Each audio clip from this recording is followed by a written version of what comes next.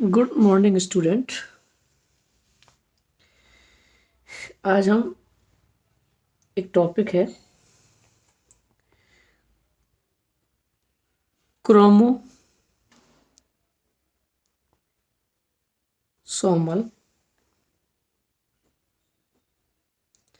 Abrasion.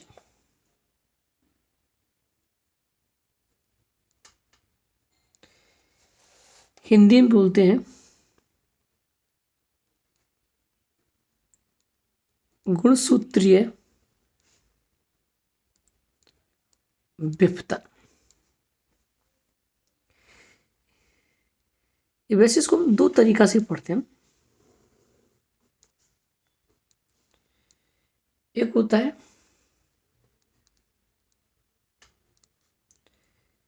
Structural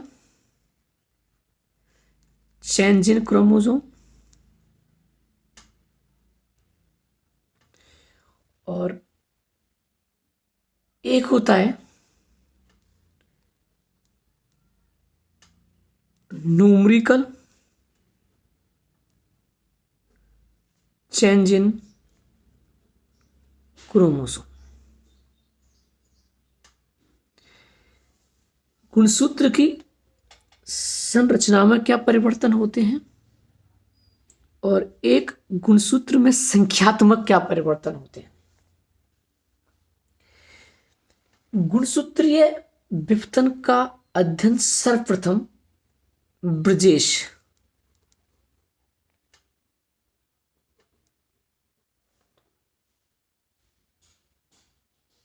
नामक वैज्ञानिक ने ड्रोसोफिला यानी फल मक्खी में किया था।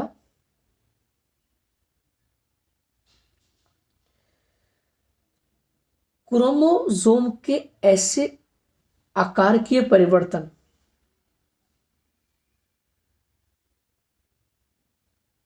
या संख्यात्मक परिवर्तन जो उनमें रासायनिक परिवर्तन के लिए उत्तरदायी होते हैं, क्रोमोसोमल एब्रेशन कहलाते हैं।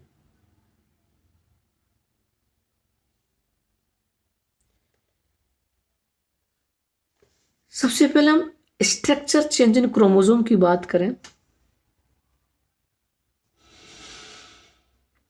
स्ट्रक्चर चेंज इन क्रोमोसोम, इसे हम चार भागों में डिवाइड करते हैं। Number 1 deletion, number 2 duplication, number 3 translocation, number 4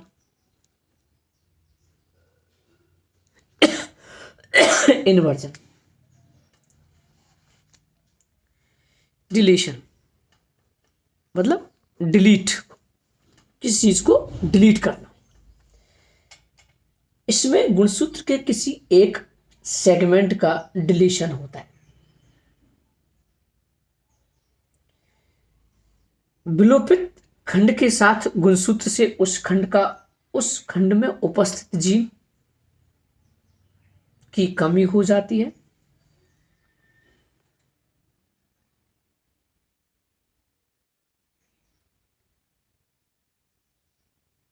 meiosis division के अंतर्गत डिलीशन वाले गुणसूत्र एक विशिष्ट वाइवेलेंट में एक लूप बना लेते हैं जो एक पैकेटिन अवस्था में देखा जा सकता है। ये जो डिलीशन है वो दो प्रकार से हम पढ़ते हैं। एक टर्मिनल, ठीक, और एक होता है इंटरकैलरी। टर्मिनेशन का मतलब होता है कि किसी सिरे से, एक सिरे से या दोनों सिरे से गुणसूत्र के भाग का डिलीट होना। और इंटरकैलरी का मतलब होता है कि मध्य से,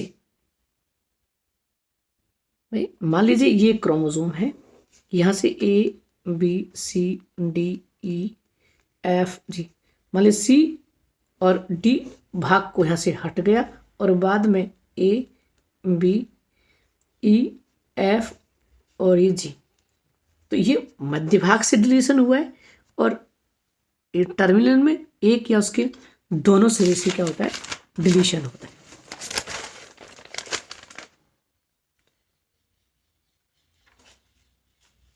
डुप्लीकेशन,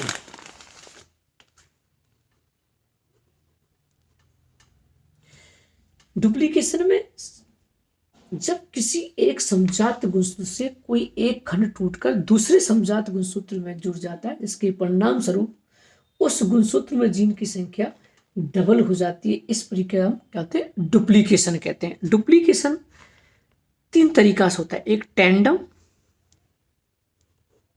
एक रिवर्स टैंडम, और एक होता है डिस्प्लेस।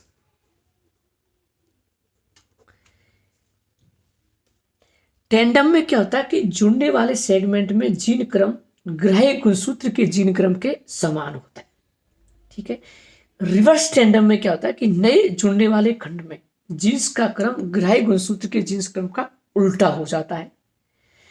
डिस्प्लेस में क्या होता है कि इस डुप्लीकेशन में होमोलोगस क्रोमोसोम से सेगमेंट नॉन होमोलोगस क्रोमोसोम में ट्रांसफर हो जाता है, ठीक है। अब इंपॉर्टेंस ऑफ डुप्लीकेशन की बात करें तो यह जैव विकास के प्रक्रम में अत्यधिक महत्वपूर्ण भूमिका निभाता है। हम जानते हैं कि विकास के प्रक्रम में जीव सरलतम से जटिलतम की ओर विकसित होते हैं। डुप्लीकेशन के परिणाम स्वरूप जीनों की संख्या में क्रमिक वृद्धि होती है। विकास के क्रम में डुप्लीकेशन के दौरान कई अतिरिक्त जीनों की उत्पत्ति होती है एवं सरल से जटिल जीवों का विकास होता है। तीसरा जो हमारा वो था translocation.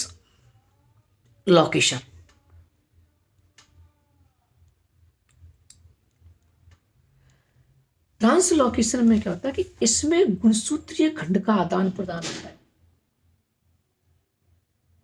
Homologous to homologous, homologous to non homologous. इसको हम 3 तरीका से पढ़ते हैं, एक सिंपल, एक शिफ्ट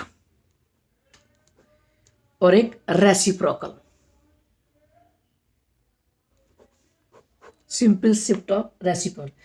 सिंपल में क्या होता है, गुणसूत्रीय खंड का होमोलोगस क्रोमोसोम से नॉन होमोलोगस क्रोमोसोम पर एक सिंपल ब्रेक के द्वारा होगा। एक सिंपल ब्रेक लगेगा और वहां से समझ, मान लीजिए ये है होमोलोगस ABCDEF,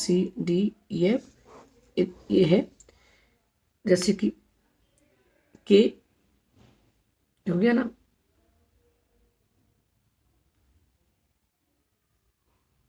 जैसे इसमें XYZKL है, मान लीजिए यहां से हो गया तो इधर का भाग निकल गया और ये आके इसमें जुड़ जाता है। शिफ्ट, किसी एक गुणसूत्र का इंटरकेलरी भाग दूसरे गुणसूत्र के किसी भी लोकस पर क्या होता है, ट्रांसफर हो जाता है। ये डबल ब्रेक द्वारा या सिंगल ब्रेक द्वारा होता है।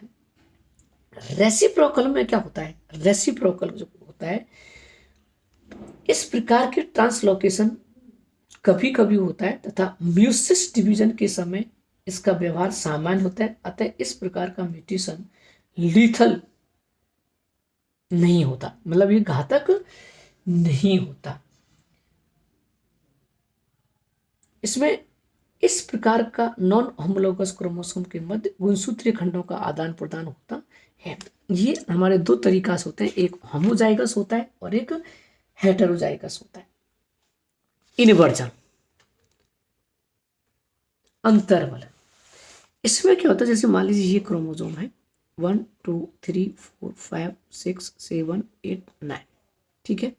इसमें पूरा क्रोमोसोम 180 पर घूम जाता है और वापस जैसे 1 2 3 4 5 6 7 8 9 10, तो अब यहाँ से 180 कोण पर घूमा, अब वापस क्रम क्या होगा 1 2 3 8 7 6 5 4 9 10। जीन पहले जो जीन क्रम था, अब जीन क्रम क्या हो गया, उल्टा हो गया। और ये 2 तरीका से होता है इन्वर्जन, एक पेरिसेंट्रिक